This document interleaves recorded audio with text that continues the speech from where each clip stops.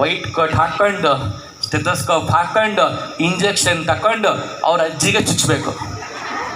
ಅಜ್ಜಿ today I am doctor. ಏನಾಯ್ತು ಅಜ್ಜಿ ನಿಮಗೆ?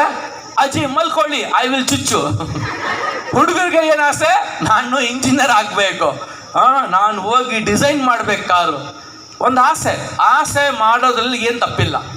ಬಟ್ ಆಕಂತೆ ಇನ್ನು 3 ಗುಣಗಳು ಬೇಕು. ಆ ಗುಣಗಳು ಇಲ್ಲ ಅಂದರೆ you can not get your career. Okay, so ನಿಮ್ಮ ಕರಿಯರ್ ಎಲ್ಲ ಕೈ ತೋರಿಸಿ, ಹೃದಯ ಮೇಲೆ ಇಡಿ. ಏನು ಹೇಳಬೇಕು? ಆಲ್ ಈಸ್ ವೆಲ್ ಹೇಳಿ. ಗೊತ್ತಾ ಯಾವ ಮೂವಿ ಇದು? ಯಾವ ಮೂವಿ? 3 ಇಡಿಯಟ್ಸ್. ಆ ಮೂವಿಯಲ್ಲಿ ಅವ್ರು ಹೇಳ್ತಾರೆ, ನೋಡಪ್ಪ, ಲೈಫಲ್ಲಿ ಟೆನ್ಷನ್ ಆದರೆ ಟೆನ್ಷನ್ ತಗೋಬಾರ್ದು, ಹೃದಯದ ಮೇಲೆ ಕೈ ಇಟ್ಟು ಹೇಳಬೇಕು, all is well, all is well. ಹೇಳಿದ್ರೆ ಪ್ರಾಬ್ಲಮ್ ಸಾಲ್ವ್ ಆಗತ್ತಾ? ಸಾಲ್ವ್ ಆಗಲ್ಲ. ಆದರೆ ಆ ಪ್ರಾಬ್ಲಮ್ ಹ್ಯಾಂಡಲ್ ಮಾಡೋಕ್ಕೆ ಶಕ್ತಿ ಬರುತ್ತೆ. ಕರೆಕ್ಟಾ? ನಮ್ಮ ಲೈಫ್ ಪ್ರಾಬ್ಲಮ್ಸು ಸಾಲ್ವ್ ಆಗಬೇಕಂದ್ರೆ ನಮಗೆ ಶಕ್ತಿ ಬೇಕು. ಓಕೆ, ಬರ್ತಾ ಇದೆಯಾ ಸ್ಕ್ರೀನ್? ಓಕೆ, ನೋ ಪ್ರಾಬ್ಲಮ್, ನನ್ನ ಮಾತು ಕೇಳಿ. ಓಕೆ, ನಾನು ಕೇಳ್ತೀನಿ, ಎ ಇಂದ ಏನಿದೆ? ಎ ಇಂದ ಆಪ್ಟಿಟ್ಯೂಡ್ ಅಂದರೆ ಸ್ವಾಭಾವಿಕ ಸಾಮರ್ಥ್ಯ.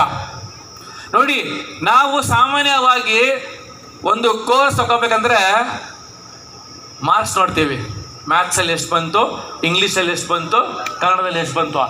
ಅದು only 1 indicator of your abilities. ಆದರೆ ನಾವೆಲ್ಲ ಮನುಷ್ಯರಲ್ಲಿ ದೇವರು 7 ಎಬಿಲಿಟಿ ಇಟ್ಟಿದ್ದಾನೆ. 7, ಅದು ನಾನು ಹೇಳೋಕ್ಕಾಗಲ್ಲ ಇವಾಗ. ಆ 7 ಎಬಿಲಿಟಿಗಳು, ಸಾಮರ್ಥ್ಯಗಳನ್ನು ನಾವು ಹೇಳ್ತೀವಿ ಆಪ್ಟಿಟ್ಯೂಡ್. ನಿಮ್ಮ ಒಳಗಡೆ ಇರುವಂತಹ ಎಬಿಲಿಟಿ ನಿಮ್ಗೆ ಗೊತ್ತಿರಬೇಕು. ನಿಮ್ಮ ಪರ್ಸ್ನಾಲಿಟಿ, ವ್ಯಕ್ತಿತ್ವ. ಪರ್ಸ್ನಾಲಿಟಿ ಅಂದರೆ ವ್ಯಕ್ತಿತ್ವ. ನಿಮ್ಮ ಪರ್ಸ್ನಾಲಿಟಿಯಿಂದ ಜನ ನಿಮ್ಮನ್ನು ಒಂದು ಇಮೇಜ್ ಮಾಡ್ತಾರೆ. ನಾನು ನಿಮಗೆ ಒಂದು ಫಾರ್ಮುಲಾ ಹೇಳ್ತೀನಿ, ಜ್ಞಾಪಕ ಇಟ್ಕೊಳ್ಳಿ. 10-10-10 ಫಾರ್ಮುಲಾ. ಫಸ್ಟ್ 10 ಬಂದು 10 ಮೀಟ್ರ್, 10 ಮೀಟರ್ಸ್. 10 ಮೀಟರ್ ಇಂದ ನಾವು ಒಬ್ಬ ವ್ಯಕ್ತಿಯ ಬಗ್ಗೆ ಏನು ಅನ್ಸ್ಕೊತೀವಿ, ಹೆಂಗೆ ಅನ್ಸ್ಕೊತೀವಿ, ಏನು ಯೋಚನೆ ಮಾಡ್ತೀವಿ, ಏನನ್ನ ನೋಡಿ ಯೋಚನೆ ಮಾಡ್ತೀವಿ, ಅವನ ಬಟ್ಟೆ. 10 ಮೀಟ್ರಿಂದ ನಮಗೆ ಆ ಮನುಷ್ಯ ಎಂಥವನು ಅಂತ ಮನಸ್ಸಲ್ಲಿ ಬರೋದು ಅವನ ಪರ್ಸ್ನಾಲಿಟಿ ನೋಡಿ, ಅವನು ಹೆಂಗೆ ಪ್ರೆಸೆಂಟ್ ಮಾಡ್ತಾನೆ. ಅದು 10. ಎರಡನೇದು 10 ಇಂಚು. 10 ಇಂಚ್ ಒಳಗಡೆ ನಾವು ಆ ಮನುಷ್ಯನ ಬಾಡಿ ಲ್ಯಾಂಗ್ವೇಜ್ ನೋಡ್ತೀವಿ. ಅವನು ಹೆಂಗೆ ನಿಮಗೆ ರಿಯಾಕ್ಟ್ ಮಾಡ್ತಾ ಇದ್ದಾನೆ, ಅವನ ಕೈ ಹೆಂಗೆ ಆಡ್ತಾ ಇದೆ, ಕರೆಕ್ಟ್ ಹೆಂಗೆ ಕೂತಿದ್ದಾರೆ. ಮತ್ತು ನೆಕ್ಸ್ಟ್ 10 ಏನು ಗೊತ್ತಾ? ನೀವು ಯಾರಿಗಾದ್ರೂ ಮಾತಾಡುವಾಗ ನಿಮ್ಮ ಮೊದಲ 10 ವರ್ಡ್ಸ್, ಅದು ತುಂಬ ಪವರ್ಫುಲ್. ಸೊ ಈ ಫಾರ್ಮುಲಾ ಜ್ಞಾಪಕ ಇಟ್ಕೊಂಡಿರಿ. 10-10-10. 10 ಮೀಟರ್ಸ್, 10 ಇಂಚಸ್, 10 ವರ್ಡ್ಸ್. ಇದರಿಂದ ಜನ ನಿಮ್ಮ ಬಗ್ಗೆ ಅಭಿಪ್ರಾಯ ಮಾಡ್ತಾರೆ, ನಿಮ್ಮ ಪರ್ಸ್ನಾಲಿಟಿ. 3ನೇದು ಸ್ಕಿಲ್ಸ್, ಕೌಶಲ್ಯ, ನಿಮ್ಮ ಸ್ಕಿಲ್ಸ್. ಇವಾಗ ಸ್ಕಿಲ್ಸ್ ಇಲ್ಲ ಅಂದರೆ ನಿಮಗೆ ಜಾಬ್ ಸಿಗಲ್ಲ. ಅರ್ಥ ಮಾಡ್ಕೊಳ್ಳಿ, ಮಾಮೂಲಿ ಡಿಗ್ರಿ ಮಾಡಿದವ್ರಿಗೆ ಜಾಬ್ ಸಿಗ್ತಾ ಇಲ್ಲ. ನೀವೆಲ್ಲ ಡಿಗ್ರಿಗೆ ಹೋದ್ಮೇಲೆ, ಯಾವುದೇ ಡಿಗ್ರಿ ಮಾಡ್ತಾರೆ ಗೊತ್ತಾಗತ್ತೆ. ಇವಾಗ ನಾನು ಹೇಳ್ತೀನಿ, ನೀವು ಡಿಗ್ರಿ ಹೋದ್ಮೇಲೆ ನಿಮ್ಮ ಹತ್ರ ಕೌಶಲ್ಯಕ್ಕೆ, ಸ್ಕಿಲ್ಸ್ಗೆ ಸಮಯ ಕೊಡಬೇಕು. 2 ಗಂಟೆ ಡೈಲಿ ಕೂತ್ಕೊಂಡು ನೀವು ಆ ಸ್ಕಿಲ್ ಕಲಿಬೇಕು. ಲಾಸ್ಟ್ 4ನೇ ಫ್ಯಾಕ್ಟರ್ ಏನು? ಇಂಟ್ರೆಸ್ಟ್. ನಿಮ್ಮ ಒಳಗಡೆ ಎಬಿಲಿಟಿ, ಪರ್ಸ್ನಾಲಿಟಿ ಏನಿದೆ ಅದನ್ನು ಐಡೆಂಟಿಫೈ ಮಾಡಿ ಅದರ ಮೇಲೆ ಇಂಟ್ರೆಸ್ಟ್ ಹಾಕಬೇಕು. ಆವಾಗಲೇ ಆ ಕರಿಯರಲ್ಲಿ ನೀವು ಮುಂದೆ ಹೋಗ್ತೀರಾ. ಬರೀ ಇಂಟ್ರೆಸ್ಟ್ ಇದ್ದರೆ, ಎಬಿಲಿಟಿ ಇಲ್ಲ ಅಂದರೆ, ಪರ್ಸ್ನಾಲಿಟಿ ಇಲ್ಲ ಅಂದರೆ ನೀವು ಆ ಕರಿಯರಲ್ಲಿ ಎಂಜಾಯ್ನೂ ಮಾಡಲ್ಲ, ಗ್ರೋನೂ ಆಗಲ್ಲ. ಇವಾಗ ಗ್ರೋ ಆಗಿಲ್ಲ ಅಂದರೆ ದುಡ್ಡು ಬರಲ್ಲ, ಎಂಜಾಯ್ ಮಾಡಿಲ್ಲ ಅಂದರೆ ಕೆಲಸ ಮಾಡೋಕ್ಕೆ ಬೆಳಗ್ಗೆ ಎದ್ದೋಳೋಕ್ಕೂ ಇಷ್ಟ ಇರಲ್ಲ. ಒಬ್ಬ ಮಗು ಮಲಗಿದ್ದ, ತಾಯಿ ಬಂದು ಎದ್ದೇಳೋ ನಾನು ಹೋಗಲ್ಲ ಸ್ಕೂಲ್ಗೆ. ಆ ತಾಯಿ ಎದ್ದೇಳಪ್ಪ ಪ್ಲೀಸ್ ಎದ್ದೇಳಪ್ಪ. ಅವನು ಇಲ್ಲಮ್ಮ ನಾನು ಹೋಗಲ್ಲ ಸ್ಕೂಲ್ಗೆ. ಎದ್ದೇಳೋ, ನಾನು ಯಾಕೆ ಹೋಗ್ಬೇಕು ಸ್ಕೂಲ್ಗೆ? ನೀನೇ ಸ್ಕೂಲ್ ಪ್ರಿನ್ಸಿಪಲ್, ಎದ್ದೇಳು. ಹೇಳ್ತಾ ಇದ್ದೇನು ಗೊತ್ತಾ? ನಿಮಗೆ ಆ ಕೆಲಸ ಮಾಡೋಕ್ಕೆ ಹೋಗಿ ಇಂಟ್ರೆಸ್ಟ್ ಇಲ್ಲ ಅಂದರೆ ನೀವು ಮುಂದೆ ಹೋಗಲ್ಲ. ಓಕೆ, ಸೊ ಈ 4 ಫ್ಯಾಕ್ಟರ್ಸ್ ದಯವಿಟ್ಟು ಫೋಕಸ್ ಮಾಡಿ. ಇವಾಗ ಒಂದು ಒಳ್ಳೆ ಕರಿಯರ್ ಚೂಸ್ ಮಾಡೋಕ್ಕೆ ಏನು ಮಾಡಬೇಕು? 4 ಸ್ಟೆಪ್ ಮಾಡಬೇಕು. ಫಸ್ಟ್ ನಿಮ್ಮ ಒಳಗಡೆ ಇರುವಂತಹ ಎಬಿಲಿಟಿ, ಪರ್ಸನಾಲಿಟಿ ಕಂಡುಹಿಡಿಬೇಕು. ಅದಕ್ಕೆ ಗೂಗಲಲ್ಲಿ ಟೆಸ್ಟ್ ಸಿಗುತ್ತೆ. ಫಾರ್ ಎಕ್ಸಾಂಪಲ್, ಗೂಗಲಲ್ಲಿ ಹೋಗಿ free aptitude test, free career test ಅಂತ ಹಾಕಿ, ನಿಮಗೆ ಟೆಸ್ಟ್ ಸಿಗುತ್ತೆ. ಅದನ್ನು ತಗೊಳ್ಳಿ, ದಯವಿಟ್ಟು ತಗೊಳ್ಳಿ. ಯಾಕಂದರೆ ಇದೆಲ್ಲ ಸೈಂಟಿಫಿಕ್ ಟೆಸ್ಟಿಂದ ನಿಮ್ಮ ಬಗ್ಗೆ ಗೊತ್ತಾಗತ್ತೆ. ನೋಡಿ, ಜ್ವರ ಬಂದರೆ 101 ಡಿಗ್ರಿ ಇದೆ, ಏನು ಮಾಡ್ತೀರಾ? ಯಾವ ಮಾತ್ರೆ? ಡೋಲೋ. ಕರೆಕ್ಟ್, ಡೋಲೋ ತಿಂತೀರಾ. 104 ಇದ್ರೆ ಡೋಲೋ ಅಲ್ಲ, ಬೋಲೋ. ಎಲ್ಲೋಗ್ತೀರಾ? ಡಾಕ್ಟರ್ ಹತ್ರ ಹೋಗ್ತಾ, ಸರ್ 3 ದಿವಸ ರಾತ್ರಿ ಶುರು ಆದರೆ ಜ್ವರ ಜಾಸ್ತಿ ಆಗುತ್ತೆ, ನಿದ್ದೆ ಮಾಡೋಕ್ಕಾಗಲ್ಲ. ಅವ್ರು ಏನು ಮಾಡ್ತಾರೆ? ಟೆಸ್ಟ್ ಬರೀತಾರೆ, ಬ್ಲಡ್ ಟೆಸ್ಟ್. ಯಾಕೆ? ಬ್ಲಡ್ ಟೆಸ್ಟ್ ಮಾಡಿದಾಗ ಇನ್ಫೆಕ್ಷನ್ ಏನಾಗಿದೆ ಗೊತ್ತಾಗತ್ತೆ. ಕರೆಕ್ಟಾ? ನನ್ನ ರಕ್ತದಲ್ಲಿ ಇನ್ಫೆಕ್ಷನ್ ನನ್ನ ಮುಖ ಮೇಲೆ ಗೊತ್ತಾಗಲ್ಲ. ನಾನು ಸ್ಮೈಲ್ ಮಾಡ್ತಾ ಇರ್ಬೋದು, ಒಳಗಡೆ ಇನ್ಫೆಕ್ಷನ್ ಏನಿದೆ ಹೆಂಗ್ ಗೊತ್ತಾಗತ್ತೆ? ಬ್ಲಡ್ ಟೆಸ್ಟ್ ಮಾಡಬೇಕು. ಕರೆಕ್ಟಾ? ಅದೇ ರೀತಿ ನಿಮ್ಮ ಮೈಂಡ್ ಒಳಗಡೆ ನಡೀತಾ ಇರುವಂತಹ ಥಾಟ್ಸ್, ಅದನ್ನ ಟೆಸ್ಟ್ ಮಾಡಿಲ್ಲ ಅಂದ್ರೆ ನೀವು ನಿಮ್ಮ ಕರಿಯರ್ ಡಿಸೈಡ್ ಮಾಡೋಕ್ಕಾಗಲ್ಲ. ಸೊ ಫಸ್ಟ್ ನೀವು ನಿಮ್ಮ ಬಗ್ಗೆ ಅಸೆಸ್ಮೆಂಟ್ ಮಾಡಬೇಕು. ಎರಡನೇ ಸ್ಟೆಪ್ಪು, ನೀವು ಏನೇನು ಅವಕಾಶಗಳಿವೆ, ಡಿಸ್ಕವರ್ ಆಲ್ ದಿ ಆಪ್ಷನ್ಸ್. ಇವತ್ತು ನಾನು 100ಕ್ಕಿಂತ ಹೆಚ್ಚು ಕರಿಯರ್ಸ್ ಬಗ್ಗೆ ಹೇಳ್ತೀನಿ. ಯಾಕೆ? ಈ ಮಾಹಿತಿ ಇದ್ರೆ ಜೀವನ ಎಲ್ಲೋ ಹೋಗುತ್ತೆ. ಮೂರನೇದು, you should do matching. Okay, ನನ್ನ ಒಳಗಡೆ ಇದೆಲ್ಲ ಎಬಿಲಿಟಿ ಇದೆ, ಇಷ್ಟೆಲ್ಲ ಜಾಬ್ಸ್ಗೆ ನನ್ನ ಎಬಿಲಿಟಿ ಸೂಟ್ ಆಗತ್ತೆ. ಕರೆಕ್ಟಾ? ನನ್ನ ಒಳಗಡೆ ಇದೆಲ್ಲ ಇದೆ, ಇದಕ್ಕೆ ಇದು ಸೂಟ್ ಆಗತ್ತೆ. ಸೊ ಇದು ನನ್ನ ಫಸ್ಟ್ ಆಪ್ಷನ್, ಇದು ಸೆಕೆಂಡ್ ಆಪ್ಷನ್, ಇದು ಥರ್ಡ್ ಆಪ್ಷನ್. ಆಮೇಲೆ ಆ ಕರಿಯರ್ನ ಅಚೀವ್ ಮಾಡೋಕ್ಕೆ ಆಕ್ಷನ್ ಪ್ಲಾನ್ ಇರಬೇಕು. ಅಂದರೆ ಅದಕ್ಕೆ ಎಲ್ಲಾದ್ರೂ ಹೋಗಿ ನೀವು ಹೊಸ ಕಡೆ ಸೇರ್ಕೋಬೇಕು, ಆನ್ಲೈನ್ ಕಲಿಬೇಕು, ಒಂದು ಹೊಸ ಬುಕ್ ತಗೋಬೇಕು, ಅದೆಲ್ಲ ಆಕ್ಷನ್ ಪ್ಲಾನ್ ಮಾಡಬೇಕು. ಇದು ನಾನು ಯಾಕೆ ಹೇಳ್ತಾ ಇದ್ದೀನಿ ಅಂದರೆ, ನಾವು ಸುಮ್ಮನೆ ಏನೋ ಒಂದು ಓದೋಣ ಅಂದರೆ ಆಗಲ್ಲ. You will waste your life. ನೋಡಿ, ಮಾರ್ಕ್ ಟ್ವೇನ್ ಒಂದು ಮಾತು ಹೇಳ್ತಾರೆ ಇಂಗ್ಲೀಷಲ್ಲಿ, 20 years from now you will be more disappointed by the things you did not do than by the things you did. 20 ವರ್ಷ ಆದಮೇಲೆ ನೀವೇನು ಮಾಡಿಲ್ವಲ್ಲ ಅದಕ್ಕೆ ನಿಮಗೆ ಜಾಸ್ತಿ ಇದ್ದಿರತ್ತೆ, ಅಯ್ಯೋ ನಾನು ಮಾಡಬೇಕಾಗಿತ್ತಂತ. ಸೊ ಮಕ್ಕಳೇ, ಇವತ್ತು ಹೇಳ್ತಾ ಇದ್ದೀನಿ, ನಿಮ್ಮ ಹತ್ರ ಮೊಬೈಲ್ ಇದೆ, ನಿಮ್ಮ ಹತ್ರ ಇಂಟರ್ನೆಟ್ ಇದೆ, ಯೂಸ್ ಮಾಡಿ. ನಿಮ್ಮನ್ನು ನೀವು ಐಡೆಂಟಿಫೈ ಮಾಡಿ ಥ್ರೂ ಅಸೆಸ್ಮೆಂಟ್ ಟೆಸ್ಟ್.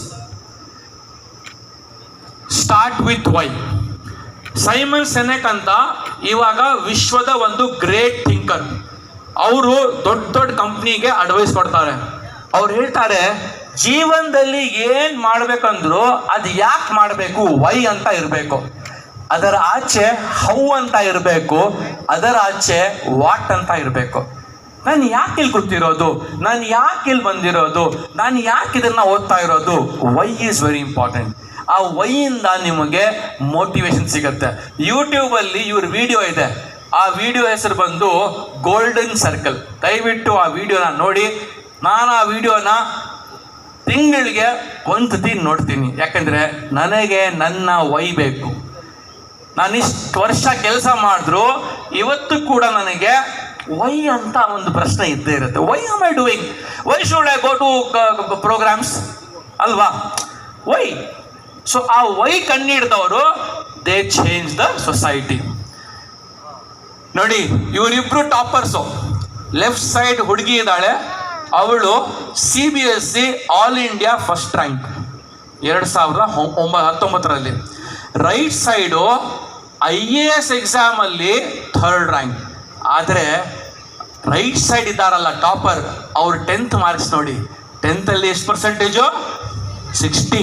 PUCಯಲ್ಲಿ 67, ಇಂಜಿನಿಯರಿಂಗಲ್ಲಿ 71, IAS ಅಲ್ಲಿ ಥರ್ಡ್ ರ್ಯಾಂಕ್. ಇಡೀ ಇಂಡಿಯಾಗೆ 3ನೇ ರ್ಯಾಂಕ್.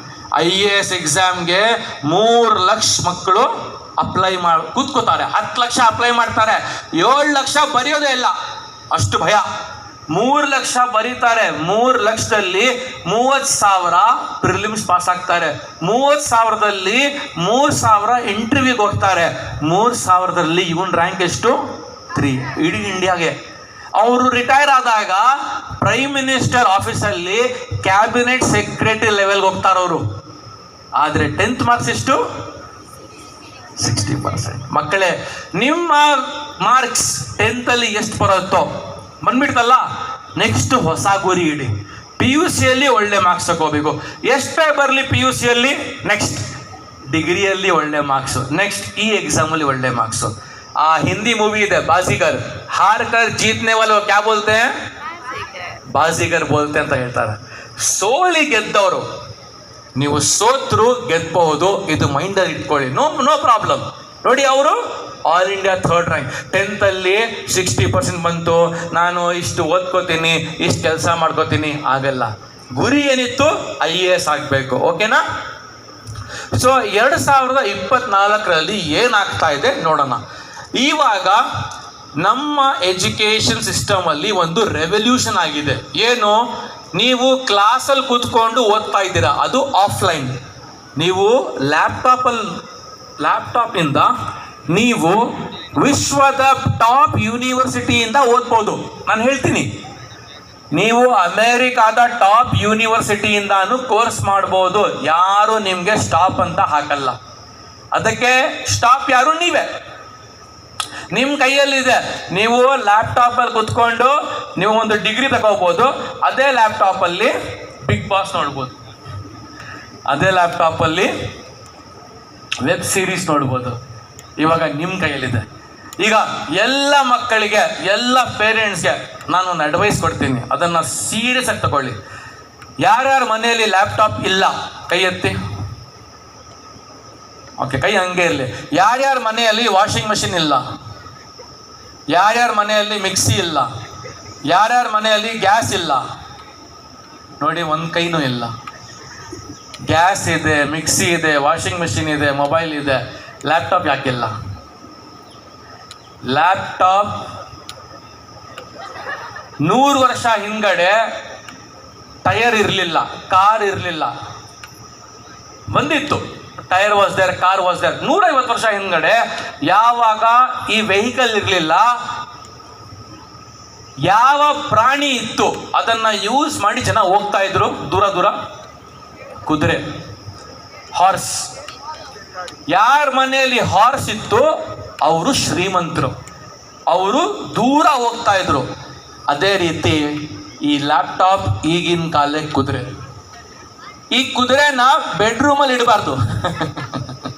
ಬೆಡ್ರೂಮಲ್ಲಿ ಕುತ್ಕೊಂಡು ನೋಡ್ತಾ ಇದ್ರೆ ಪಕ್ಕದಲ್ಲಿ ಎಲ್ಲೆಲ್ಲೋ ಹೋಗ್ಬಿಡ್ತೀರಾ. ನಿಮ್ಗೆ ಗೊತ್ತು ಎಲ್ಲಿ ಹೋಗ್ತೀರಂತ, ಕರೆಕ್ಟಾ? ಲ್ಯಾಪ್ಟಾಪ್ ತಗೊಂಡು ಹಾಲಲ್ಲಿ ಇಡಿ. ಅದಕ್ಕೆ ಟೈಮಿಂಗ್ ಹಾಕಿ. ಮನೆಯಲ್ಲಿ 3 ಮಕ್ಕಳಿದ್ರೆ 3 ಜನರಿಗೂ 3 ಟೈಮಿಂಗ್ ಹಾಕಿ. 10,000ದಲ್ಲಿ ಸೆಕೆಂಡ್ ಹ್ಯಾಂಡ್ ಲ್ಯಾಪ್ಟಾಪ್ ಬರುತ್ತೆ. ನಮ್ಮ ಫ್ರೆಂಡು ರಹಮತ್ ಅಂತ, ಅವನು ಇಂಜಿನಿಯರಿಂಗ್ ಸೇರ್ಕೊಂಡ ನನ್ನ ಜೊತೆ. ಅವನು ಕಂಪ್ಯೂಟರ್ ಸೈನ್ಸ್, ಅವನ ಹತ್ರ ಸಿಸ್ಟಮ್, ಆವಾಗ ಸಿಸ್ಟಮ್ 1999 ಸಿಸ್ಟಮ್, ಲ್ಯಾಪ್ಟಾಪ್ ಇರಲಿಲ್ಲ. ಅವ್ರ ತಾಯಿ ಹತ್ರ ಕೆಲವೊಂದು ಒಡವೆಗಳಿತ್ತು, ಗೋಲ್ಡು. ತಗೊಂಡು ಹೋಗಿ ಮಾರಿಬಿಟ್ಟು ಅವನಿಗೆ ಲ್ಯಾಪ್ಟಾಪ್ ಕೊಡಿಸಿದ್ರು. ಅವ್ರಿಗೆ ಅವ್ರ ಮಗಂದು 7,000 ಫೀಸ್ ಕೊಡೋಕ್ಕೆ ದುಡ್ಡಿರಲಿಲ್ಲ. ಬೇರೆ ಹತ್ರ ಈಸ್ಕೊಂಡು ಸ್ಕಾಲರ್ಶಿಪ್ ತಗೊಂಡು ಲ್ಯಾಪ್ಟಾಪ್ಗೋಸ್ಕರ ಗೋಲ್ಡ್ ಇಟ್ಟು ಮಾಡಿದ್ರು. ಇವಾಗ ಆ ರಹಮತ್ ನನ್ನ ಫ್ರೆಂಡು, ಅವನ ತಿಂಗಳ ಸ್ಯಾಲ್ರಿ ಹೇಳ 5 ಲಕ್ಷ ರೂಪಾಯಿ.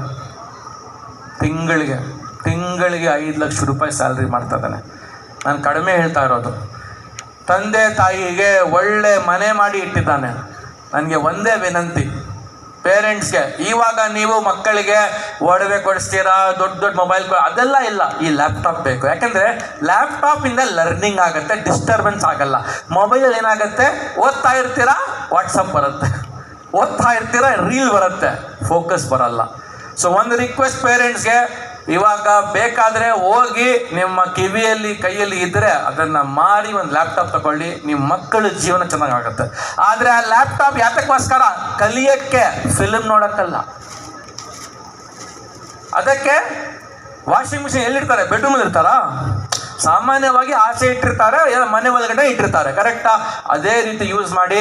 ಇದೊಂದು ದೊಡ್ಡ ನನ್ನ ರಿಕ್ವೆಸ್ಟು. ಯಾಕಂದರೆ ನಾನು ಸುಮಾರು ಮನೆಗಳು ನೋಡಿದ್ದೀನಿ, ಎಲ್ಲಕ್ಕೂ ದುಡ್ಡಿರುತ್ತೆ, ಲ್ಯಾಪ್ಟಾಪ್ ದುಡ್ಡಿರಲ್ಲ. 10,000ಕ್ಕೆ ಸೆಕೆಂಡ್ ಹ್ಯಾಂಡ್ ಸಿಗುತ್ತೆ, 15,000ಗೂ ಸಿಗುತ್ತೆ. ಇಲ್ಲ ನಾವು ಕಷ್ಟಪಟ್ಟು ಫಸ್ಟ್ ಹ್ಯಾಂಡ್ ತಗೋತೀವಿ ಅಂದರೆ 25,000ಗೆ ಡೀಸೆಂಟ್ ಲ್ಯಾಪ್ಟಾಪ್ ಸಿಗುತ್ತೆ, 20,000ಕ್ಕೂ ಸಿಗುತ್ತೆ. ನೀವು ಹೈಫೈ 50,000 ಬೇಕಾಗಿಲ್ಲ. ಓಕೆನಾ? ಸೊ ನಾನಿವಾಗ ಮುಂದೆ ಹೇಳ್ತೀನಿ, ಲ್ಯಾಪ್ಟಾಪ್ ತಗೊಂಡ್ರೆ ಏನೇನು ಕಲಿಬೋದು ಅಂತ ಹೇಳ್ತೀನಿ. ಅದಕ್ಕೋಸ್ಕರ ಫಸ್ಟೇ ಹೇಳ್ತಾ ಇರೋದು. ಸೊ ನೀವು ಮುಂದೆ ಕೆಲಸ ಮಾಡಕ್ಕೆ ಹೋದ್ರೆ ನಿಮಗೆ ಕೊಡುವಂತಹ ಕೆಲಸ ಅದು ಒಂದಿರಲ್ಲ, 10 ರೀತಿ ಕೆಲಸ ಇರುತ್ತೆ. ಅಂದರೆ you will not be given one job, multiple skills. ಇದು ಮಾಡಬೇಕು, ಇಮೇಲು ಕಳಿಸ್ಬೇಕು, ಫೋನ್ ಕಾಲು ರಿಸೀವ್ ಮಾಡಬೇಕು, ಪ್ರೆಸೆಂಟೇಷನ್ ಮಾಡಬೇಕು, ಅನಲೈಸು ಮಾಡಬೇಕು, ಇದೆಲ್ಲ ಬೇರೆ ಬೇರೆ ಸ್ಕಿಲ್ಸು. ಇವಾಗ ಯಾವಾಗ ನಿಮ್ಮ ಒಳಗಡೆ ಸ್ಕಿಲ್ಸ್ ಇಲ್ಲ ಅಂದರೆ ನಿಮಗೆ ಜಾಬ್ ಕೊಡಲ್ಲ. ಪ್ಲೀಸ್ ಅರ್ಥ ಮಾಡ್ಕೊಳ್ಳಿ. ಈಗಲೂ ತುಂಬ ಜಾಬ್ಸ್ ಇವೆ, ಆ ಜಾಬಿಗೆ ತಕ್ಕಂತೆ ಜನ ಸಿಗ್ತಾ ಇಲ್ಲ. ಯಾಕೆಂದರೆ ಇವಾಗ 90% ಯುವಕರು ವಾಟ್ಸಪ್ ಯೂನಿವರ್ಸಿಟಿ ಗ್ರ್ಯಾಜುಯೇಟ್ಸ್ ಆಗಿಬಿಟ್ಟಿದ್ದಾರೆ. ಯಾವ ಯೂನಿವರ್ಸಿಟಿ? WhatsApp university. ಆಗ ವಾಟ್ಸಪ್ ಯೂನಿವರ್ಸಿಟಿ ಇರೋದು ನಮಗೋಸ್ಕರ ಅಲ್ಲ, ನಾವು ಸ್ಟೂಡೆಂಟ್ಸು. ನಾವು ಓದ್ತಾ ಇರುವಾಗ ಮಲ್ಟಿಪಲ್ ಸ್ಕಿಲ್ಸ್ನ ಮಾಡಿಲ್ಲ ಅಂದರೆ ನಾವು ಮುಂದೆ ಹೋಗಲ್ಲ. ಸೊ ಒಂದು ತುಂಬ ಇಂಪಾರ್ಟೆಂಟ್ ಮೆಸೇಜ್, ಯೂಟ್ಯೂಬಲ್ಲಿ 1 ಬಿಲಿಯನ್ ವಿಡಿಯೋಸ್ ಬರೀ ಎಜುಕೇಷನ್ ಮೇಲೆ ಇದೆ, ಬರೀ ಲರ್ನಿಂಗ್ ಮೇಲೆ ಇದೆ. 1 ಬಿಲಿಯನ್ ಅಂದರೆ 100 ಮಿಲಿಯನ್. ದಯವಿಟ್ಟು ಯೂಟ್ಯೂಬ್ ಬಗ್ಗೆ ನನ್ನ ಅಭಿಪ್ರಾಯ ಏನಂದರೆ 1 ಗಂಟೆ ಡೈಲಿ ಅಲ್ಲಿಂದ ಕಲಿಬೇಕಂತ ಇಲ್ಲಿಂದ ಡಿಸೈಡ್ ಮಾಡ್ಕೊಂಡು ಹೋಗಿ. ನೋಡಿ, ಇಲ್ಲಿ ಬರುವ ಯೂಟ್ಯೂಬು ಅಮೇರಿಕಾದಲ್ಲಿ ಬರುವ ಯೂಟ್ಯೂಬು ಸೇಮ್, ನೋ ಡಿಫ್ರೆನ್ಸ್.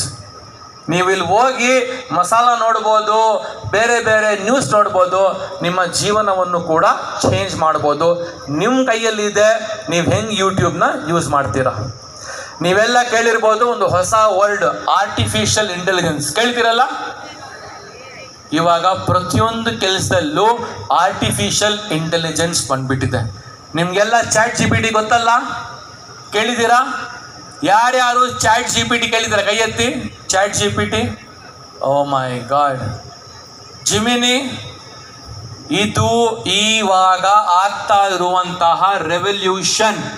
ದಯವಿಟ್ಟು ಇದೇನಂತ ನೋಡ್ಕೊಳ್ಳಿ. ಯಾಕಂದರೆ ಚಾಟ್ GPT, ಜಿಮಿನಿ, ಕೋಪೈಲಟ್ ಇವಾಗ ನಮ್ಮ ವಿಶ್ವದ ಸೂಪರ್ 3 ಟೆಕ್ನಾಲಜೀಸ್. ಇದು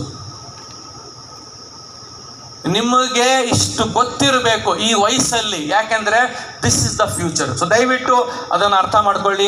the future lies in multiple careers. ಮಕ್ಕಳೇ, ಒಂದು ಜಾಬ್ ಮಾಡ್ತೀನಿ, ಒಂದೇ ಕೆಲಸ ಮಾಡ್ತೀನಿ, ಇದು ನೀವು ನಿಮ್ಮ ಮೇಲೆ ಅನ್ಯಾಯ ಮಾಡ್ತಾ ಇರೋದು. ನಿಮ್ಮ ಒಳಗಡೆ ದೇವರು 3ರಿಂದ 10 ಬೇರೆ ಬೇರೆ ಕೆಲಸ ಮಾಡುವ ಕೆಪಾಸಿಟಿ ಕೊಟ್ಟಿದ್ದಾನೆ. ಅದನ್ನು ಐಡೆಂಟಿಫೈ ಮಾಡಿ ಮುಂದೆ ಹೋಗಿ. So dream big. ಇವಾಗ ನಾನು ಏನು ಇನ್ಫಾರ್ಮೇಷನ್, ಇವಾಗ ತನಕ ನಾನು ಕೊಟ್ಟಿದ್ದು ಕೌನ್ಸ್ಲಿಂಗು, ಅಂದರೆ ಒಂದು ಮೈಂಡ್ ಫಿಕ್ಸ್ ಮಾಡಿದೆ. ಇವಾಗ ನಾನು ಇನ್ಫಾರ್ಮೇಷನ್ ಕೊಡ್ತೀನಿ. ಈ ಫಿಶ್ ಕರೇಜಿಂದ ಸಾಹಸ ತೋರಿಸಿ ಚಿಕ್ಕ ಬೌಲಿಂದ ದೊಡ್ಡಿಗೆ ಹೋಗ್ತಾ ಇದೆ. ನೀವು ಕೂಡ ಹಳ್ಳಿಯಲ್ಲಿರ್ಬೋದು, ಈ ಚಿಕ್ಕ ಹಳ್ಳಿಯಿಂದ ಒಂದು ದೊಡ್ಡ ಸಿಟಿಗೆ ಹೋಗಿ, ಎಲ್ಲ ಕಡೆ ಹೋಗಿ, ಆದರೆ ಹಳ್ಳಿನ ಮರಿಬೇಡಿ.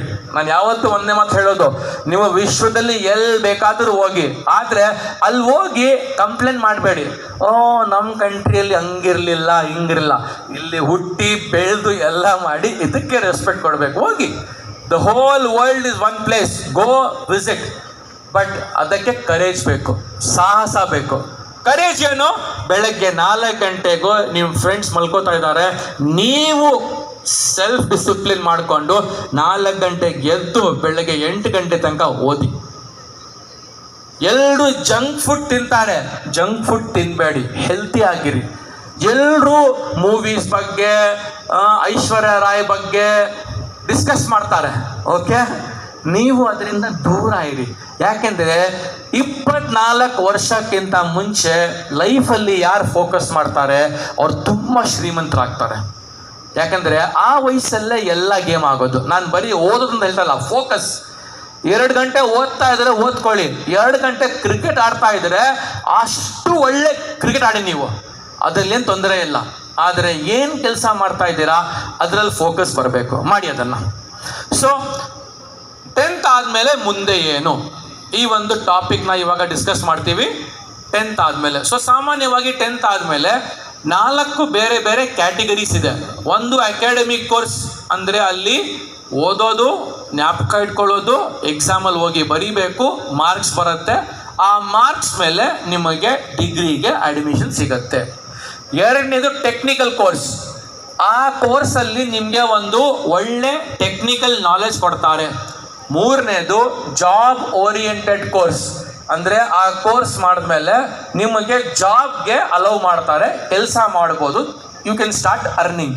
ನಾಲ್ಕನೇದು ಸ್ಕಿಲ್ ಬೇಸ್ಡ್ ಕೋರ್ಸ್, ಅಂದರೆ ಈ ಕೋರ್ಸಲ್ಲಿ ನೀವು ಬೇರೆ ಬೇರೆ ಸ್ಕಿಲ್ ಕಲಿತೀರಾ, ಅದು ಕಲಿತು ನೀವು ಬಿಸ್ನೆಸ್ಸು ಕೂಡ ಮಾಡ್ಬೋದು, ನೀವು ಮುಂದೆನೂ ಕೂಡ ಹೋಗ್ಬೋದು. ಮೂರನೇ, ಇನ್ನು ಅದಕ್ಕೆ ಕೆಳಗಡೆ 3 ಏನಿದೆ, ಬಕ್ರಾ ಮೇಕಿಂಗ್ ಕೋರ್ಸ್. ನೀವೆಲ್ಲ ಬಕ್ರಗಳು, ಕುರಿಗಳು ಸಾರ್ ಕುರಿಗಳು, ಸನ್ ಟಿವಿ ಉದಯದಲ್ಲಿ ಬರ್ತಾ ಇದ್ದವು ಕುರಿಗಳು ಸಾರ್ ಕುರಿಗಳು ಅಂತ. ಇನ್ನೊಂದು ಹೈ ಮಾರ್ಕೆಟಿಂಗ್ ಕೋರ್ಸ್. ಅದು ಮಾರ್ಕೆಟಿಂಗ್ ಹೆಂಗೆ ಮಾಡ್ತಾರಂದರೆ, ಅದು ಮಾಡಿಲ್ಲ ಅಂದರೆ ನಮ್ಮ ಜೀವನನೇ ಹಾಳಾಯಿತು. ಮೂರನೇದು ನೇಮ್ ಸೇಕ್ ಕೋರ್ಸ್, ಅದರಲ್ಲಿ ಏನು ಲೈಫ್ ಇರಲ್ಲ, ಸುಮ್ಮನೆ ಹೆಸರು. ಸೊ ಸ್ವಲ್ಪ ದಯವಿಟ್ಟು ಕಣ್ಣು ಓಪನ್ ಮಾಡಿ ನೋಡಿ. ಸೊ 10th ಆದಮೇಲೆ ಸಾಮಾನ್ಯವಾಗಿ ತುಂಬ ಮಕ್ಕಳು PUC ಮಾಡಬೇಕಂತ ಒಂದು ಡಿಸಿಷನ್ ತಗೋತಾರೆ. PUCಯಲ್ಲಿ ಸೈನ್ಸ್ ಇದೆ, ಕಾಮರ್ಸ್ ಇದೆ, ಆರ್ಟ್ಸ್ ಇದೆ, 3 ಒಳ್ಳೆ careers. Science is not better than commerce, arts is not better than science. ಎಲ್ಲರೂ ಆಲ್ 3 ಆರ್ ಗುಡ್. ಇವಾಗ ನಮ್ಮ ಬೆಂಗಳೂರಲ್ಲಿ ಒಂದು ಕಾಲೇಜ್ ಇದೆ, Mount Carmel college for girls ಅಂತ. ಅಲ್ಲಿ ಆರ್ಟ್ಸ್ ಫಸ್ಟ್ PUC ಅಡ್ಮಿಷನ್ ತಗೊಳ್ಳೋಕ್ಕೆ ಮಿನಿಮಮ್ 95% ಇರಬೇಕು. 95% ಕೆಳಗಡೆ ಸೀಟೇ ಸಿಗಲ್ಲ. ಅರ್ಥ ಏನಂದರೆ, ನಿಮಗೆ ಗೊತ್ತಿರಬೇಕು ನೀವು ಆರ್ಟ್ಸಲ್ಲಿ ಹೋಗಿ ಮುಂದೆ ಏನೇನು ಮಾಡ್ಬೋದು, ಅಲ್ಲಿಂದ ಎಷ್ಟು ಗುರಿ ನಿಮಗೆ ಅಚೀವ್ ಮಾಡೋಕ್ಕಾಗತ್ತೆ. ಇದೊಂದು ಕಾಮನ್ ಪ್ರಾಬ್ಲಮ್ ಏನಂದರೆ, ಸೈನ್ಸ್ ತಗೋ 2 ವರ್ಷ ಆದಮೇಲೆ ನೋಡೋಣ ಏನಾಗತ್ತೆ. ಇವಾಗ ಸೈನ್ಸ್ ಯಾರು ತಗೋಬೇಕು? ಮ್ಯಾಥ್ಸು ಸೈನ್ಸ್ ಸಬ್ಜೆಕ್ಟ್ ಓದಿದ್ರೆ ತಲೆನೋವು ಬರಬಾರ್ದು, ಸೆಲ್ಫ್ ಮೋಟಿವೇಶನ್ ಇರಬೇಕು. ನಾನು ಮ್ಯಾಥ್ಸ್ ಬುಕ್ ತೆಗಿತೀನಿ, ಪೈಥಾಗರಸ್ ಥಿಯರಮ್ ನೋಡ್ತೀನಿ, ಎಂಜಾಯ್ ಮಾಡ್ತೀನಿ. ಮಾರ್ಕ್ಸ್ 70 ಬರಲಿ, 90 ಬರಲಿ, 100 ಬರಲಿ, ಆ ಮ್ಯಾಥ್ಸು ಸೈನ್ಸ್ ನೋಡಿದ್ರೆ ತಲೆನೋವು ಬರಬಾರ್ದು. ತಲೆನೋವು ಬಂದರೆ ಆಗಲ್ಲ. ಇವಾಗ ಕಾಮರ್ಸ್ ಯಾರು ತಗೋಬೇಕು? ನನಗೆ ಇಷ್ಟ ಇರೋದು ಬಿಸ್ನೆಸ್ ಬಗ್ಗೆ ಸಬ್ಜೆಕ್ಟ್ಸ್ ಓದ್ಕೊಳ್ಳೋಕ್ಕೆ. ನನಗೆ ಆ ಸೈನ್ಸಲ್ಲಿ ಇರ್ತಲ್ಲ ಸರ್ ಕಾನ್ಸೆಪ್ಟ್ಸು, ಕೆಮಿಸ್ಟ್ರಿ, ಫಿಸಿಕ್ಸು ಕಷ್ಟ ಆಗುತ್ತೆ, ಇಷ್ಟ ಇದೆ, ಕಷ್ಟ ಆಗತ್ತೆ. ಯಾಕೆಂದರೆ PUCಯಲ್ಲಿ ನಿಮ್ಮ ಒಂದೇ ಒಂದು ಗುರಿ ಇರಬೇಕು, ಹೆಚ್ಚಿನ ಮಾರ್ಕ್ಸ್. ಇವಾಗ ನೋಡಿ, ನಾನು PUC ಓದಿದೆ, ಕೆಮಿಸ್ಟ್ರಿಯಲ್ಲಿ 96. ಯಾಕಂದರೆ ನನಗೆ ತುಂಬ ಇಷ್ಟ ಆಯಿತು ಕೆಮಿಸ್ಟ್ರಿ. ಫಿಸಿಕ್ಸಲ್ಲಿ 84, ಮ್ಯಾಥ್ಸಲ್ಲಿ 85. I was above average, not super. Okay, ನನಗೆ ತಲೆನೋವು ಬರ್ತಾ ಇರಲಿಲ್ಲ. ನನಗೆ ತಲೆನೋವು ಎಲ್ಲಿ ಬಂತು? ಇಂಜಿನಿಯರಿಂಗಲ್ಲಿ ಬಂತು. ಯಾಕೆಂದರೆ PUC ತನಕ ಮ್ಯಾಥ್ಸ್ ನನಗೆ ಮ್ಯಾನೇಜ್ ಮಾಡೋಕ್ಕಾಯ್ತು, ಇಂಜಿನಿಯರಿಂಗ್ ಮ್ಯಾಥ್ಸ್ ಆಗಲಿಲ್ಲ. ಸೊ ನಾನು ರಿಯಲೈಸ್ ಮಾಡಿಕೊಂಡೆ. ಇವಾಗ ನೀವು ಕೂಡ PUCಲಿ ಏನು ತಗೋಬೇಕು? What you can handle. ನೋಡಿ, ಫಸ್ಟು ನೀವು ಈ ಮೈಕ್ ಹ್ಯಾಂಡಲ್ ಮಾಡೋಕ್ಕೆ ಬಂದರೆ ಮೈಕ್ ಹಿಡಿಬೇಕು. ಮೈಕ್ ಹಿಡಿದ್ಮೇಲೆ ಮಕ್ಕಳೇ ಶೇಕ್ ಆಗ್ತಾ ಇದ್ರೆ ಏನಾಗುತ್ತೆ?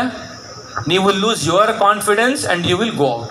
ಸೊ ದಯವಿಟ್ಟು ನೀವು ಸೈನ್ಸ್ ತಗೋಬೇಕಂದ್ರೆ ಏನೇನು ಕೋರ್ಸ್ಗಳಿವೆ ನಾನು ಹೇಳ್ತೀನಿ, ಓಕೆ? ಆದರೆ ಒಂದು ಮಿಸ್ಟೇಕ್ ಜನ ಏನು ಮಾಡ್ತಾರಂದರೆ, ಕಷ್ಟ ಆದರೂ ಸೈನ್ಸ್ ಓದ್ತೀನಿ ಅಂತ ತಗೊಂಡ್ಬಿಟ್ಟು ಆಮೇಲೆ ಓದಲ್ಲ. ಸಿಂಪಲ್ ಎಕ್ಸಾಂಪಲ್, ತುಂಬ ಜನ 50-60% ತಗೊಂಡಿರ್ತಾರೆ. ತಗೊಳ್ಳಿ ಸೈನ್ಸ್ ತಗೊಂಡು ನೀವು ಡೈಲಿ ಸ್ನ್ಯಾಪ್ಚಾಟಲ್ಲಿ 100 ಸ್ಟ್ರೀಕ್ ಹಾಕೋದು, 12 ಗಂಟೆ ಮಲ್ಕೊಳ್ಳೋದು, ಡೈಲಿ ಪ್ರಾಕ್ಟಿಕಲ್ ರೆಕಾರ್ಡ್ ಬರೀದೇ ಇರೋದು, ಇದೆಲ್ಲ ಮಾಡಿದ್ರೆ ನಿಮಗೆ PUCಯಲ್ಲಿ 60 ಅಲ್ಲ 40% ಬರುತ್ತೆ. ಕಷ್ಟ ಎಷ್ಟು ಪಡಬೇಕು ಗೊತ್ತಿರಬೇಕು. ಅಷ್ಟು ಕಷ್ಟ ಪಡಲಿಲ್ಲ ಅಂದರೆ ಆಗಲ್ಲ. ಸೊ ಕಾಲೇಜಸ್ ಎಲ್ಲ ನಿಮ್ಗೆ ಗೊತ್ತಿದೆ ಏನು ಮಾಡಬೇಕು. ಡಿಪ್ಲೊಮಾ 10th ಆದಮೇಲೆ 3 ವರ್ಷ ಡಿಪ್ಲೊಮಾ ಕೋರ್ಸ್ ಬರುತ್ತೆ. ಇದು ಟೆಕ್ನಿಕಲ್ ಡಿಪ್ಲೊಮಾ. ಅದಕ್ಕೆ ಗೌರ್ಮೆಂಟ್ ಕೌನ್ಸಿಲಿಂಗ್ ಆಗುತ್ತೆ. ನೀವು ಆನ್ಲೈನ್ ಮುಖಾಂತರ ಅಪ್ಲೈ ಮಾಡಬೇಕು. ನಮ್ಮ ರಾಜ್ಯದಲ್ಲಿ SC ST category 1, category 2A 2B 3A 3B ಇದಕ್ಕೆಲ್ಲ ರಿಸರ್ವೇಷನ್ ಇದೆ. ಅದಕ್ಕೆ ನಿಮಗೆ ಜಾತಿ ಮತ್ತು ಆದಾಯ ಪ್ರಮಾಣ ಪತ್ರ ಇರಬೇಕು. ಇವಾಗ ಎಲ್ಲ ಅಪ್ಲಿಕೇಶನ್ಸು ಆನ್ಲೈನೇ ಇರೋದು. ಸೊ ಡಿಪ್ಲೊಮಾ ಕೋರ್ಸ್ ಯಾವ್ಗಳಿವೆ? ಇದೆಲ್ಲ ಇವೆ: ಆರ್ಕಿಟೆಕ್ಚರ್, ಸಿವಿಲ್, ಮೆಕ್ಯಾನಿಕಲ್, ಇವಾಗ ಡಿಪ್ಲೊಮಾ ಅನ್ನೋದು ಇಂಜಿನಿಯರಿಂಗ್ ತಮ್ಮ. ಡಿಪ್ಲೊಮಾ ಮಾಡಿದ್ವಿ 3 ವರ್ಷ ಆಗತ್ತೆ, ಅದಾದಮೇಲೆ 3 ವರ್ಷ ಇಂಜಿನಿಯರಿಂಗ್. 10th ಆದಮೇಲೆ 2 ವರ್ಷ PUC, 4 ವರ್ಷ ಇಂಜಿನಿಯರಿಂಗ್. 10th ಆದಮೇಲೆ 3 ವರ್ಷ ಡಿಪ್ಲೊಮಾ, 3 ವರ್ಷ ಇಂಜಿನಿಯರಿಂಗ್. ಸೊ ನೀವು ಈ ಕಡೆನೂ ಹೋಗ್ಬೋದು, ನೀವು ಹಿಂಗೂ ಹೋಗ್ಬೋದು. It is all your choice. Diploma ಯಾಕೆ ಮಾಡ್ತಾರಂದರೆ, ಡಿಪ್ಲೊಮಾ ಮಾಡಿದ್ಮೇಲೆ ನಿಮಗೆ ಡೈರೆಕ್ಟ್ ಕೆಲಸ ಸಿಗುತ್ತೆ. ಆದರೆ ಆ ಕೆಲಸದಲ್ಲಿ ಮೇಲೆ ಹೋಗೋಕ್ಕಾಗಲ್ಲ. ಯಾಕೆಂದರೆ ಲಿಮಿಟ್ ಇರುತ್ತೆ on salary based on qualification. ಅರ್ಥ ಮಾಡ್ಕೊಳ್ಳಿ. ಓಕೆ, ಡಿಪ್ಲೊಮಾ ಏನೋ ಈಸಿ ಇಲ್ಲ ಸರ್, ನನಗೆ PUC ಕಷ್ಟ ಅನಿಸ್ತಾ ಇದೆ. ಡಿಪ್ಲೊಮಾದಲ್ಲೂ ಕೂಡ ಪ್ರತಿ ತಿಂಗಳು ಇಂಟರ್ನಲ್ ಅಸೆಸ್ಮೆಂಟ್ ಇರುತ್ತೆ. ಪ್ರತಿ 5 ತಿಂಗಳಿಗೆ ಒಂದು ಎಕ್ಸಾಮ್ ಇರುತ್ತೆ, ಮೇನ್ ಎಕ್ಸಾಮ್ ಇರುತ್ತೆ. ಆಮೇಲೆ 3 ವರ್ಷ ಆದಮೇಲೆ ಡಿಪ್ಲೊಮಾ ಸಿಗುತ್ತೆ. ಆಮೇಲೆ 3 ವರ್ಷ ನೀವು ಡಿಗ್ರಿನೂ ಕೂಡ ಮಾಡ್ಬೋದು ಇಂಜಿನಿಯರಿಂಗ್. Paramedical diploma. ಇವಾಗ ತುಂಬ ಮಕ್ಕಳಿಗೆ ಆಸೆ, ಸರ್ ನಾನು ಹಾಸ್ಪಿಟಲ್ ಕೆಲಸ ಮಾಡಬೇಕು, ಹಾಸ್ಪಿಟ್ಲಲ್ಲಿ lab assistant, x ray technician, okay, dialysis technician, ಇಷ್ಟೆಲ್ಲ ಕೋರ್ಸ್ಗಳಿವೆ. ಇದು ಯಾರು ಮಾಡಬೇಕು? ಸರ್ ನಾನು 10th ಆದಮೇಲೆ PUC ಸೈನ್ಸು ತುಂಬ ಕಷ್ಟ ಆಗುತ್ತೆ ಸರ್, ನಮ್ಮ ಟ್ಯೂಷನ್ ಟೀಚರ್ ಹೊಡೆದು ನನಗೆ ಪಾಸ್ ಮಾಡಿದ್ರು ಸರ್, ನನಗೆ ಇಷ್ಟು ಜಾಸ್ತಿ ಸರ್, ನಾನು ರಾಗಿ ಮುದ್ದೆ ಇಷ್ಟು ತಿಂತೀನಿ, ಇಷ್ಟು ಕೊಡಬೇಡಿ ಸರ್. ಆಗತ್ತಾ? ಎಷ್ಟು ತಿಂತೀರ ರಾಗಿ ಮುದ್ದೆ ನೀವು? ಸರ್, ವಾಟ್ ಈಸ್ ರಾಗಿ ಮುದ್ದೆ sir? We don't have it. Okay, ನಮ್ಮ ಮನೇಲಿ ಮಾಡ್ತಾರೆ ಸಾಮಾನ್ಯವಾಗಿ, ರಂಜಾನಲ್ಲಿ ಮಾಡ್ತಾರೆ, ಇಲ್ಲಾಂದರೆ ಮಧ್ಯಾಹ್ನ ಮಾಡ್ತಾರೆ. ಸೊ ಇಟ್ ಈಸ್ ಲೈಕ್ ನಿಮಗೆ ಡೈಜೆಸ್ಟ್ ಮಾಡೋಕ್ಕೆ ಎಷ್ಟಾಗತ್ತೆ ಅಷ್ಟು ತಗೋಬೇಕು. ಸೊ ಡಿಪ್ಲೊಮಾ ಪ್ಯಾರಾಮೆಡಿಕಲ್ ಮಾಡಿದ್ರೆ 10th ಆದಮೇಲೆ 3 ವರ್ಷ. ಅಂದರೆ ನನ್ನ 10th ಆಯಿತು, ನಾನು 3 ವರ್ಷ ಡಿಪ್ಲೊಮಾ ಮೆಡಿಕಲ್ ಲ್ಯಾಬ್ ಕೋರ್ಸ್ ಮಾಡಿಬಿಟ್ರೆ ನನಗೆ ಯಾವುದಾದ್ರೂ ಒಂದು ಲ್ಯಾಬಲ್ಲಿ ಮೆಡಿಕಲ್ ಲ್ಯಾಬ್ ಟೆಕ್ನಿಷಿಯನ್ ಕೆಲಸ ಸಿಗತ್ತೆ. ಸಂಬಳ ಎಷ್ಟು ಸಿಗತ್ತೆ? 10,000ರಿಂದ 15,000. ಸರ್ ಅಷ್ಟೇನಾ? ನೀವು ಮುಂದೆ ಹೋಗ್ಬೇಕಂದ್ರೆ ಆ ಡಿಪ್ಲೊಮಾ ಮಾಡಿದ್ಮೇಲೆ 2 ವರ್ಷ BSc ಮಾಡಬೇಕು.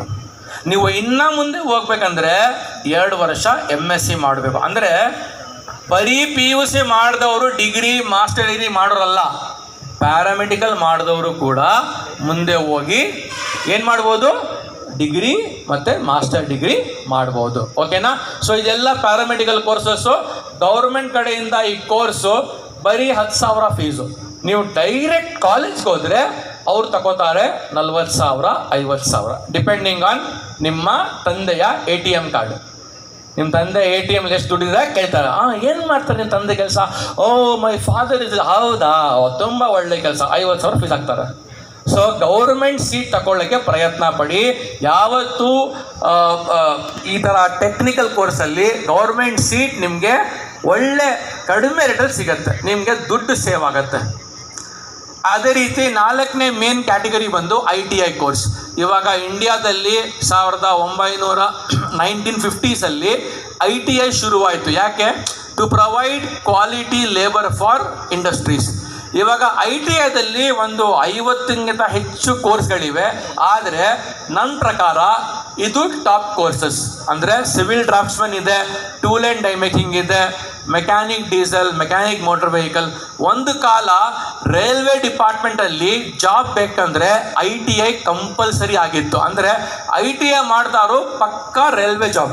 ಇವಾಗ ನಮ್ಮ ಪ್ರಾಬ್ಲಮ್ ಏನಂದರೆ ಎಲ್ಲ ಕಡೆ ಜಾಬ್ಸ್ ಬ್ಲಾಕ್ ಮಾಡಿದ್ದಾರೆ, ಎಲ್ಲೂ ಇವಾಗ ಜಾಬ್ಸ್ ಓಪನ್ ಆಗ್ತಾ ಇಲ್ಲ.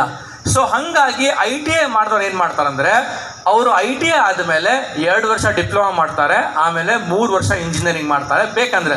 ಇಲ್ಲ ಅಂದರೆ ಸುಮಾರು ಜನ ITI ಮಾಡಿಕೊಂಡು ಇವಾಗ ಬಂದಿರುವಂತಹ ಟಾಪ್ ಆನ್ಲೈನ್ ಕಂಪ್ನೀಸ್ ನೋಡಿ. ಬೆಂಗಳೂರಲ್ಲಿ ಅರ್ಬನ್ ಕ್ಲಾಪ್ ಅಂತ ಒಂದು ಆ್ಯಪ್ ಇದೆ. ನಿಮ್ಮೂರಲ್ಲಿ ಝೊಮ್ಯಾಟೊ ಇದೆಯಾ? ಸ್ವಿಗ್ಗಿ ಇದೆಯಾ? ವಾಟ್ಸಪ್ ಇರೋದು ಬರೀ. ದೊಡ್ಡ ಸಿಟೀಸಲ್ಲಿ ಇವಾಗ ನಮಗೆ ಆ್ಯಪ್ ಇಲ್ಲ ಅಂದರೆ ಜೀವನ ನಡೆಯಲ್ಲ. ಸತ್ಯವಾಗ್ಲೂ ಹೇಳ್ತಾ ಇರೋದು. ನಮಗೆ ಬೆಂಗಳೂರಲ್ಲಿ ಓಲಾ ಬೇಕು, ಊಬರ್ ಬೇಕು, ಝೊಮ್ಯಾಟೊ ಬೇಕು, ಸ್ವಿಗ್ಗಿ ಬೇಕು, ಬಿಗ್ ಬಾಸ್ಕೆಟ್ ಬೇಕು. ಯಾಕೆಂದರೆ ರೂಢಿ ಆಗಿಬಿಟ್ಟಿದ್ದಾರೆ. ನೀವು ಕೂಡ ಇಲ್ಲಿದ್ದೀರಾ, ಒಂದು ಸ್ಟೇಜಲ್ಲಿ ನೀವು ಕೂಡ ದೊಡ್ಡ ಸಿಟಿಗೆ ಬರ್ತೀರಾ. ಸೊ ITI ಆದಮೇಲೆ ನೀವು BA BSc ಕೂಡ ಮಾಡ್ಬೋದು. ITI ಯಾರು ಮಾಡಬೇಕು? ನಿಮಗೆ ಜಾಸ್ತಿ ಥಿಯರಿ ಬೇಡ, ಈಸಿ ಇರಬೇಕು. ಒಂದು ಟೆಕ್ನಿಕಲ್ ಕ್ವಾಲಿಫೈಡ್ ITI ಇದ್ದರೆ ನಿಮಗೆ ಈಸಿಯಾಗಿ ಇಂಡಸ್ಟ್ರೀಸಲ್ಲಿ ಕೆಲಸ ಸಿಗುತ್ತೆ. ಇಂಡಿಯಾ ಆಚೆ ಹೋದ್ರೂ ಕೂಡ ನಿಮಗೆ ಒಳ್ಳೆ ಜಾಬ್ ಸಿಗುತ್ತೆ.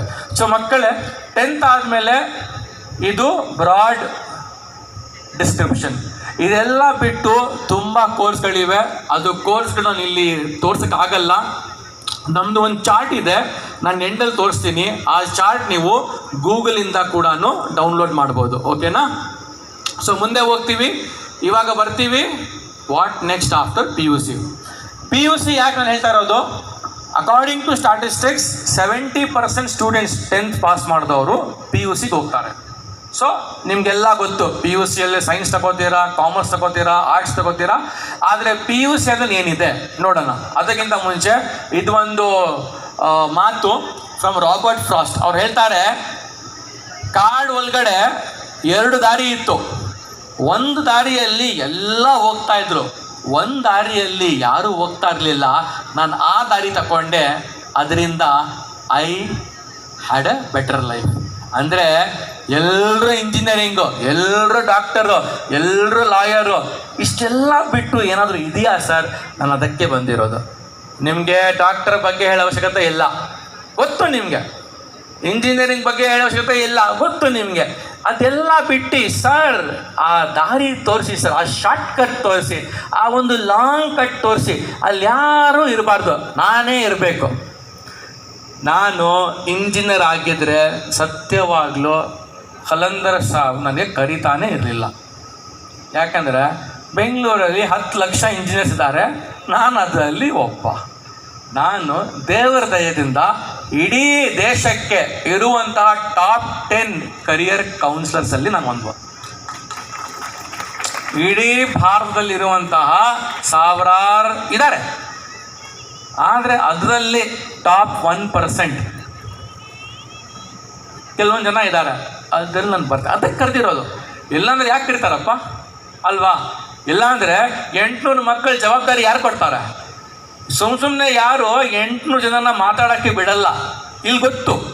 So when you go in the less travel path, 25 ವರ್ಷ ಹಿಂದ್ಗಡೆ ನಾನು ಯೋಚನೆ ಮಾಡಿದೆ, ನಾನು ಕರಿಯರ್ ಕೌನ್ಸಿಲರ್ ಆದರೆ ನಾನು ಎಲ್ಲೆಲ್ಲಿ ಹೋಗ್ಬಹುದು, ಏನೇನು ಮಾಡಬಹುದು. ಆವಾಗ ಚೆಕ್ ಮಾಡಿದ್ರೆ ಬೆಂಗಳೂರಲ್ಲಿ ಬರೀ 2 ಕರಿಯರ್ ಕೌನ್ಸಿಲರ್ ಇದ್ದಿದ್ದು. So I took the less travel. ಅರ್ಥ ಆಯ್ತಾ? ಯಾರು ಹೋಗ್ತಾ ಇಲ್ಲ, ನಾನು ಕೆಲಸ ಮಾಡ್ಬೋದು. ಸೊ ಆ ರೀತಿ ನಿಮಗೂ ಇವಾಗ ತೋರಿಸ್ತೀನಿ ಏನೇನು ದಾರಿಗಳಿವೆ. ಒಂದು ಗುಡ್ ನ್ಯೂಸ್, ತುಂಬ ಇಂಪಾರ್ಟೆಂಟ್, ಯಾರಿಗೂ ಗೊತ್ತಿಲ್ಲ ಇದು.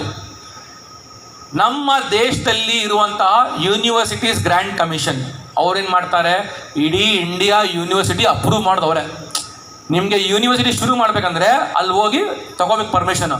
ಅವರು ಒಂದು ಆರ್ಡರ್ ಪಾಸ್ ಮಾಡಿದ್ರು 2020ರಲ್ಲಿ. ಏನಂತ? ನಮ್ಮ ದೇಶದಲ್ಲಿ ಡಿಗ್ರಿ ಓದ್ತಾ ಇರುವಾಗ ಪ್ರತಿಯೊಂದು ಸ್ಟೂಡೆಂಟು 2 ಡಿಗ್ರಿ ಮಾಡ್ಬೋದು. ಒಂದು ಫಿಸಿಕಲ್ ಕಾಲೇಜ್ಗೆ ಹೋಗಿ ಬರೋದು, ಇನ್ನೊಂದು ಆನ್ಲೈನ್. ಸೊ ನೀವು ಚಿತ್ರದುರ್ಗದಲ್ಲಿ, ದಾವಣಗೆರೆಯಲ್ಲಿ, ಬಳ್ಳಾರಿಯಲ್ಲಿ 1 ಡಿಗ್ರಿ ಮಾಡ್ತಾ ಇದ್ರೆ, ಅದೇ ಸಮಯ ಆನ್ಲೈನ್ ಮೂಲಕ ನೀವು Jain university, VTU university, Bangalore university, Mumbai university, national law university, ಅಲ್ಲಿಂದ ಆನ್ಲೈನ್ ಇನ್ನೊಂದು ಡಿಗ್ರಿನೂ ಮಾಡಬಹುದು. ಈ ಅವಕಾಶ ನಾವು ಓದ್ತಾ ಇರುವಾಗ ಇರಲಿಲ್ಲ. 2 ಡಿಗ್ರಿ ವ್ಯಾಲಿಡ್, ಯಾವುದು ಫೇಕ್ ಇಲ್ಲ, 2 ಡಿಗ್ರಿ ವ್ಯಾಲಿಡ್. ಸೊ ಅದನ್ನು ಮನಸ್ಸಲ್ಲಿ ಇಟ್ಕೊಳ್ಳಿ, ಯಾಕಂದರೆ ನೀವು 2 ಡಿಗ್ರಿ ಮಾಡ್ಬೋದು. ಸೊ ನಾನು ಇವಾಗ ತೋರಿಸ್ತೀನಿ ನಿಮಗೆ ಕೆಲವೊಂದು ಯುನೀಕ್ ಕೋರ್ಸಸ್. ಮೊದಲನೇ ಕೋರ್ಸ್ ಬಂದು ಬ್ಯಾಚುಲರ್ಸ್ ಇನ್ ಫಾರಿನ್ ಟ್ರೇಡ್. ನೋಡಿ, ಫಾರಿನಿಂದ ಏನೇ ಬಂದರೂ ಅದರ ಮೇಲೆ ಇಂಪೋರ್ಟ್ ಎಕ್ಸ್ಪೋರ್ಟ್ ಒಂದು ರೂಲ್ಸ್ ಇವೆ. ಫಾರ್ ಎಕ್ಸಾಂಪಲ್, ಇವಾಗ ನಾವೇನಾದರೂ ಆನ್ಲೈನ್ ಆರ್ಡರ್ ಮಾಡ್ತೀವಿ, ಅದು ಮ್ಯಾನುಫ್ಯಾಕ್ಚರ್ ಆಗಿರೋದು ತೈವಾನು, ಚೈನಾ, ಜಾಪಾನ್ ಯಾವುದೋ ಕಂಟ್ರಿಯಿಂದ, ಕರೆಕ್ಟಾ? ಅದು ಇಂಡಿಯಾ ಒಳಗಡೆ ಬರಬೇಕಂದ್ರೆ ಗೌರ್ಮೆಂಟ್ ರೂಲ್ಸ್ ಇದೆ. ಇವಾಗ ಪ್ರತಿಯೊಂದು ಇಂಟರ್ನ್ಯಾಷನಲ್ ಏರ್ಪೋರ್ಟಲ್ಲಿ ಕಸ್ಟಮ್ಸ್ ಅಂತ ಇರುತ್ತೆ. ಏನೇ ಇಂಟರ್ನ್ಯಾಷನಲ್ ಫ್ಲೈಟಲ್ಲಿ ಇಳಿದ್ರೆ ಅದು ಗೌರ್ಮೆಂಟ್ ಗೊತ್ತಾಗಬೇಕು. ಗೌರ್ಮೆಂಟ್ ಗೊತ್ತಾಗದೆ ಬರ್ತಲ್ಲ, ಅದಕ್ಕೆ ಹೇಳ್ತಾರೆ ಸ್ಮಗ್ಲಿಂಗ್ ಅಂತ. ಅರ್ಥ ಆಯ್ತಾ? ಸೊ ಆ ಒಂದು ಇಡೀ ಬಿಸ್ನೆಸ್ ನೋಡೋಕ್ಕೆ ಒಂದು ಕೋರ್ಸ್ ಇದೆ, ಬ್ಯಾಚುಲರ್ಸ್ ಇನ್ ಫಾರಿನ್ ಟ್ರೇಡ್. ಈ ಕೋರ್ಸ್ ಮಾಡಿಕೊಂಡ್ರೆ ನಿಮಗೆ ಗ್ಯಾರಂಟೀಡ್ ಜಾಬ್. ಎಲ್ಲಿ?